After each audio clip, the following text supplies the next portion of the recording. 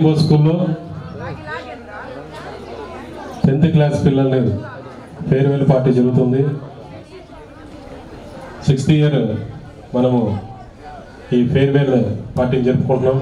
మరి కార్యక్రమానికి ముఖ్య అతిథులుగా విచ్చేసినటువంటి మండల విద్యాశాఖ పరియుడు ఆంజనేయులు గారికి, అలాగే మరొక ఎంఈఓ గారు మల్లునాయక్ గారికి, అలాగే మన school vice chairman Vijay Kumar గారికి, కరెస్పాండెంట్ కిషోర్ గౌడ్ గారికి, ప్రిన్సిపాల్ నిఖిల గారికి, ఇంకా ఇక్కడికి విచ్చేసినటువంటి రెయిన్బో హై స్కూల్ స్టాఫ్కి, అలాగే ఈరోజు ఎవరైతే మరి సెలబ్రేషన్ చేసుకుంటున్నారో మై డియర్ స్టూడెంట్స్, మీ అందరికీ కూడా ముందుగా శుభాకాంక్షలు తెలుపుకుంటూ, వచ్చిన అతిథులందరికీ కూడా మరి ధన్యవాదాలు తెలుపుకుంటూ,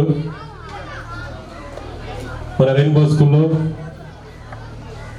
పిల్లలు మరి 10th క్లాస్ పిల్లలు ఈ సంవత్సరం 31 మెంబర్స్ 10th క్లాస్ ఎగ్జామ్స్ ఇంకొక 1 మంత్లో ఎగ్జామ్స్ రాయబోతున్నారు. 36 డేస్ మాత్రమే ఉంది. మార్చి 18th నుంచి exams 10th class exams start అవుతున్నాయి కాబట్టి రేపటి నుంచి మళ్ళీ ప్రీ ఫైనల్ ఎగ్జామ్స్ ఉన్నాయి. పిల్లలందరూ కూడా 10th క్లాస్ స్టార్ట్ అయినప్పటి నుంచి మరి ఈరోజు ఫిబ్రవరి వరకు చాలా కష్టపడుతున్నారు. ఒక మంచి టార్గెట్ని, జీవితంలో ఒక లక్ష్యాన్ని చేరుకోవాలంటే ముందు మనకు 10th క్లాస్ అనేది ఒక మొదటి మెట్టుగా ఉంటుంది. ఆ మొదటి మెట్టుని మరి సక్సెస్ఫుల్గా మరి విజయవంతంగా పూర్తి చేయడం కోసం మన 10th క్లాస్ పిల్లలంతా బాగా చక్కగా క్రమశిక్షణగా మరి ఇప్పటి వరకు సహకరించారు. చిన్న చిన్న పొరపాట్లు అనేది విద్యార్థి దశలో సర్వసాధారణం. కాకపోతే మనం చేసేటటువంటి పొరపాటు నుంచి మన జీవితంలో మనము గుణపాఠాలు నేర్చుకొని ముందుకు వెళ్ళాలి. అప్పుడే మనము పైకి వెళ్ళగలం. ఎందుకంటే మీరు ఇంతవరకు రాసిన ఎగ్జామ్స్ అన్నీ మరి ఒక అయితే రేపు పబ్లిక్ ఎగ్జామ్స్ మీరు 1st క్లాస్ నుంచి 9th క్లాస్ వరకు మీరు పాస్ అయినా కాకపోయినా నెక్స్ట్ క్లాస్కి వెళ్ళిపోతూ ఉన్నారు. కానీ రేపు పబ్లిక్ ఎగ్జామ్ అట్లా ఉండదు. ఖచ్చితంగా పాస్ అయితేనే మనం ఇంటర్కి వెళ్తాము, లేకపోతే ఇబ్బంది పడుతున్నాం. కాబట్టి పాస్ కావడం పెద్ద విషయం కాదు. మన రెయిన్బో స్కూల్లో మరి ఇంతవరకు ఏ ఒక్క విద్యార్థి కూడా ఫెయిల్ కాలేదు.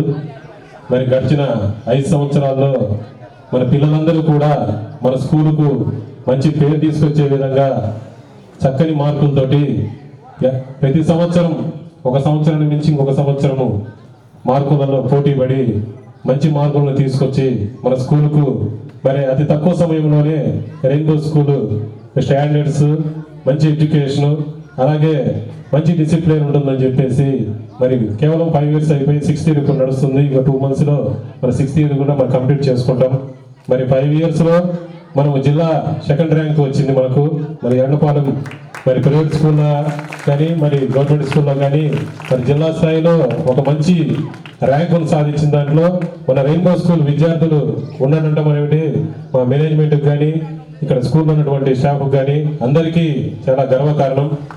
మరి ఇదే విధంగా రేపు రాబోయేటటువంటి ఎగ్జామ్స్లో, ఎందుకంటే మీరు ఇంకా 1 ఇయర్ ఎక్కువగా మన దగ్గర చదివారు. లాస్ట్ ఇయర్ వాళ్ళు 6th నుంచి చదివింటే మీరు 5th క్లాస్ నుంచి మన దగ్గరే చదివి ఉంటారు. కాబట్టి అంతకంటే ఎక్కువ మనకు బేసిక్స్ ఉంటాయి. కాబట్టి మీరు మంచి మార్కులతోటి, ఎందుకంటే ఇక్కడ ఎప్పుడైతే మీరు ఒక మంచి మార్కులతోటి ఇంటర్లో వెళ్తారో మీకు ఆ కాన్ఫిడెన్స్ అనేది మీలో పెరిగి ఇంటర్ కానీ తర్వాత మీరు ఏవైతే ఉన్నత చదువులు ఏవైతే బీటెక్ కావచ్చు, డాక్టర్ కావచ్చు, లేకపోతే గ్రూప్స్ కావచ్చు, ఏ ఇతర గవర్నమెంట్ జాబ్స్కైనా దేనికైనా కానీ ఈ ఎగ్జామ్స్లో కాన్ఫిడెంట్గా రాసి మంచి స్కోర్ కానీ మీరు సాధిస్తే ఖచ్చితంగా నెక్స్ట్ రాసేటటువంటి ఎగ్జామ్స్ మీరు అవలీలంగా వెళ్ళడానికి, అంటే మీకు ఇంత కష్టపడితే ఇంత వస్తుందని చెప్పేసి ఒక లెక్క అనేది మనకు ఈ సంవత్సరం తెలుస్తుంది. ఎందుకంటే ఇప్పటివరకు మీరు రాసిన పేపర్స్ అన్ని ఇక్కడ మీకు చెప్పిన టీచర్లే కరెక్షన్ చేసి మార్క్స్ ఇచ్చారు. కానీ రేపు మనం రాసేటటువంటి మార్క్స్ అది ఖచ్చితంగా గవర్నమెంట్ దగ్గర మరి అక్కడ ఎన్ని మార్క్స్ వస్తాయి అనేది మనం చూడాలి. కాబట్టి అవన్నీ గుర్తుపెట్టుకొని మీకు ఆల్రెడీ టీచర్లందరూ చెప్తూనే ఉన్నారు. విద్యార్థి జీవితం అనేది అన్ని విషయాలు తెలుసుకోవాల్సినటువంటి అవకాశం ఉంటుంది.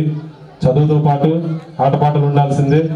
అలాగే మనకు దేశభక్తి కానీ సమాజ స్పృహ కానీ అన్నీ తెలుసుకోవాలి. అన్నీ తెలుసుకున్నప్పుడే మనం విద్యార్థి దశలో పరిపూర్ణత అనేది వస్తుంది. ఒక ఎడ్యుకేషన్ అనేది ఇంపార్టెంట్ కాదు, ఎడ్యుకేషన్తో పాటు ఇవన్నీ కూడా మనం తెలుసుకున్నట్లయితే అంటే మనము దానికి ఒక పరిపక్వత అనేది ఉంటుందన్నమాట. ఓకే, నేను చదువుతో పాటు కొన్ని గేమ్స్ నేర్చుకున్నాను, ఇట్లాంటి క్రమశిక్షణ, ఉదయం పూట లేవడం కానీ, పెద్దలను గౌరవించడం కానీ, టయానికి చదువుకోవడం కానీ, దురలవాట్లు నేర్చుకోకుండా ఉండడం కానీ, అలాగే సమాజ సేవ, మనము పబ్లిక్లో ఏదైనా కానీ రేపు పెద్ద మనం ఒక మంచి స్థానానికి వస్తే మనతో పాటు మన తోటి వారికి, చుట్టుపక్కల వారికి ఎంతో కొంత మేలు చేయాలి. మన పుట్టిన గ్రామానికి, తల్లిదండ్రులకి, మన వారికి అందరికీ కూడా మన తోడ్పాటుగా ఉండాలి. వీడు ఒకడు పైకి వస్తే 10 మందిని పైకి తీసుకొస్తారనేటువంటి ఆలోచన మనకు విద్యార్థి దశ నుంచి రావాలి. అటువంటి విధంగానే ఆలోచించండి. ఎంత స్వార్థం తక్కువ ఉంటే మనిషి అంత బాగుపడతాడు. సెల్ఫిష్నెస్ తగ్గించుకోండి. మనతో పాటు పక్కవాడు కూడా బాగుపడాలి. వాడికి ఎంతో కొంత మనం చేయాలి, పబ్లిక్కి ఎంతో కొంత చేయాలనేటువంటి కాన్సెప్ట్ తోటే వెళ్ళండి. నేను మీకు చెప్పేది కూడా అదే. ఎందుకంటే ఇప్పుడు చాలామంది లైఫ్లో గమనిస్తూ ఉన్నాను, 10th క్లాస్ విద్యార్థులు కానీ, ఇంటర్ విద్యార్థులు కానీ, బీటెక్ విద్యార్థులు కానీ ఏదైనా ఫెయిల్ అయితే సూసైడ్ చేసుకోవడం జరుగుతుంది. 10th ఫెయిల్ అయితేనో, ఇంటర్ ఫెయిల్ అయితేనో జీవితం ఫెయిల్ అయినట్టు కాదు. జీవితంకి ఇంకా చాలా ఉన్నవి, ఎంతో భవిష్యత్తు ఉంటుంది. కాబట్టి ఈరోజు కొన్ని మార్కులు తక్కువ వచ్చినా, అటు ఇటుగా ఉన్నా కానీ ఎటువంటి మీరు భయాందోళనకు కానీ, నిరుత్సాహానికి కానీ గురి కావాల్సినటువంటి అవసరం లేదు. మనకి చాలా జీవితం ఉంటుంది.